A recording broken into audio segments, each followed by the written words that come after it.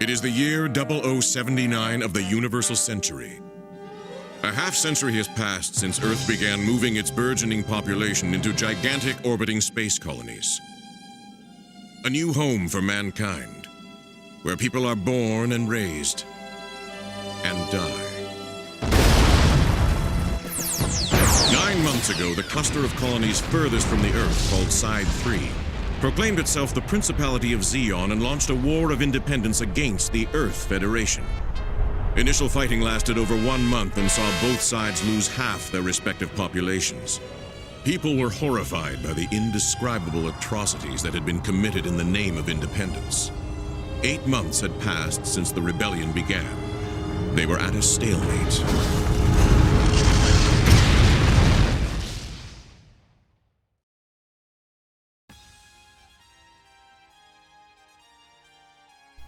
Since 1979, Mobile Suit Gundam has captivated its audience with a slightly more grounded reality compared to the likes of Star Wars or Battlestar Galactica.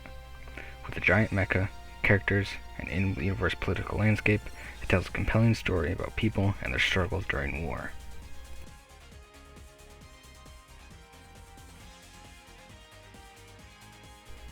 The most important part of science fiction: robots. From helpful servants in WALL-E to sentient armies of destruction like Terminator, it's hard to argue the presence of robots in sci-fi. They're an important role, especially in Gundam. The massive 17 to 18 meter titans controlled by a single pilot fundamentally changed the way space warfare was conducted, putting more focus on singular manned machines over thousands operating a battleship. With this new combat dynamic, a giant tank with legs, it adds new tension to space combat with human-like soldiers instead of just fighter jets or targeting missiles.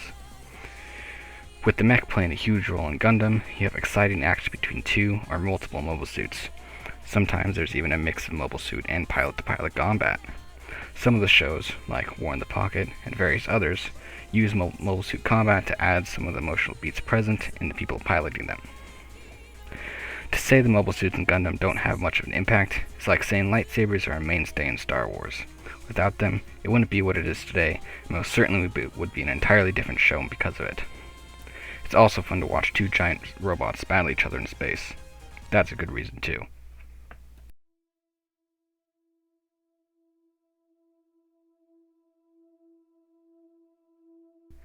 The original Mobile Suit Gundam follows Amuro Ray during the year of 0079 in the Universal Century. Caught in the midst of battle on Side 7, he takes control of the experimental mobile suit, the RX-782 Gundam, destroying the invading Zeons in the process. After fleeing the space colony on the ship, named White Base, they go through battle after battle to survive and end the war.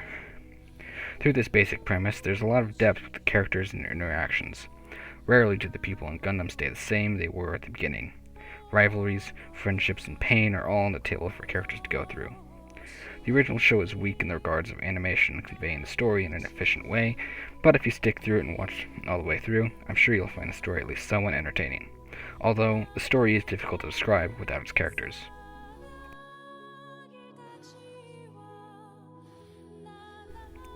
Characters, the most prominent and compelling part of Gundam, aside from maybe the mechs, is a part of what brings people to Gundam in the first place. They're treated with the reverence of humanity, going through events that fundamentally change them. One example is Char Azdable, someone who isn't the most morally adept and is a straight sociopath. Being scary in his demeanor and ease of manipulation, he can make anyone follow his cause. He doesn't just intimidate though, he can back it up with his almost superhuman mobile suit skills, as well as being adept at hand-to-hand combat. Another example is Amuro Ray, someone who doesn't exactly like being told what to do and is even kind of selfish at the beginning. He has outbursts of anger or defiance, but ends up changed into a self-sacrificial hero, worthy of being an ace pilot for the Gundam. There are other characters like Sayla Mass, Ramba Ral, and Crowley Hammond, with their own story, all of them with traits and flaws that also help bring home the point of Gundam. Why? Why watch Gundam when other series like Star Wars exist? Something familiar to most people. It's even 2 years older than Gundam itself. People may point to the mechs, characters, and stories, which are all good reasons to watch Gundam, but something that, or at least for me, and a fair bit of other people, enjoy Gundam for its more grounded nature. Yes, it's unrealistic with its robots, and even in-universe science it can be a bit ridiculous. But compared to some of the other series dealing with mecha, like Mazinga Z, or even some of the later Gundam entries like G Gundam, some people enjoy a more realistic take with mecha. Even the Universal Century takes place in the same timeline as our own, same world wars, oil crisis, and other historic events.